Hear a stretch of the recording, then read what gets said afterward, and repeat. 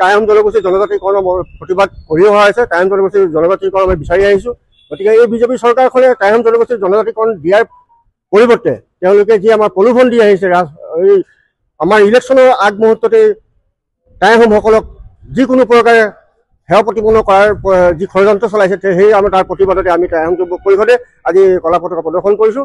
আৰু অনাগত দিনত আমি বিজেপি চৰকাৰখনক সকীয়াই দিব বিচাৰিছোঁ যে টাই আহোম জনগোষ্ঠীৰ যদি জনজাতিকৰণ নিদিয়ে, অনাগত দিনত আমি ভোট বৰ্জন কৰাৰ পৰ্যন্ত আমি কৰিবলৈ বাধ্য হ'ম। প্ৰতিবাদবিলাক প্ৰায় মাজে মাজে হৈ থাকে, কিন্তু কথা হ'ল যে এতিয়া যি ইলেকশ্যনৰ বতৰ চলি আছে, ইলেকশ্যনৰ আগমুহূৰ্তত ৰাজনীতিৰ বিভাগবিলাকে চৰকাৰখনে যি আমাক জনগোষ্ঠীটোক একে সেৱা প্ৰতিপন্ন কৰাৰ যি ষড়যন্ত্ৰ বা জাতিটোক যে একেবাৰে প্ৰতাৰণা কৰিছে, তাৰ প্ৰতিবাদতে আমি এই ইলেকশ্যনৰ আগমুহূৰ্তত কৰিবলৈ আমি কিছুমান পদক্ষেপ হাতত ল'বলগীয়া হয়।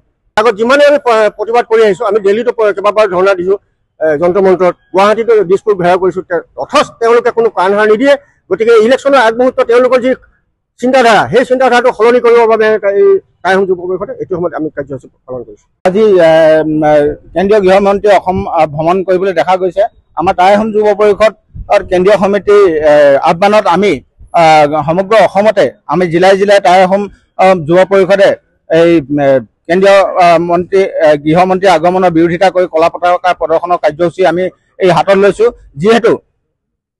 যিহেতু আমাৰ টাই আহোম জনগোষ্ঠীটোক বিজেপি চৰকাৰ শাসনলৈ অহাৰ পূৰ্বে প্ৰতিশ্ৰুতি দিছিলে যে আমাৰ 6 জনগোষ্ঠী আহোমকে ধৰি 6 জনগোষ্ঠী জনজাতি মৰ্যাদা প্ৰদান কৰিম, কিন্তু এই তেখেতলোকে এই কোনো ধৰণৰ আজিলৈকে কাৰ্যসূচী হাতত লোৱা আমি পৰিদৰ্শন হোৱা নাই।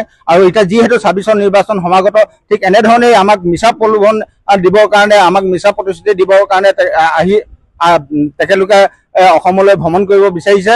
আৰু এটা কথা সকীয়াই দিব বিচাৰিছোঁ, যদি 26ৰ পূৰ্বে আমাৰ জনজাতি 6 জনগোষ্ঠীক জনজাতি মৰ্যাদা প্ৰদান নকৰে, তেতিয়াহ'লে আমি গাঁৱে ভূঞে গৈ পিনে আমাৰ অধিকৃত অঞ্চলসমূহত আমি বুজাই দিম যে আমাৰ যদি আমাক জনজাতি মৰ্যাদা নিদিয়ে, তেতিয়াহ'লে আমি বিজেপি বিৰুদ্ধে আমি অৱস্থান গ্ৰহণ কৰিবলৈ আমি বাধ্য হ'ম।